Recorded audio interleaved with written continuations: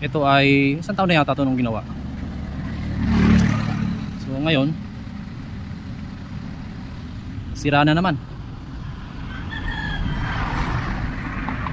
Iwan ko ba kung tama ang design o mali ang pagkakagawa ng kontraktor.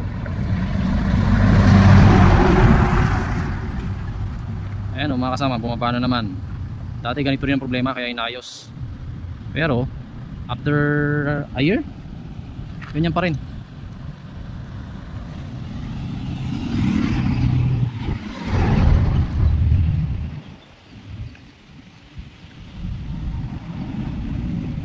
Laki ng truck oh.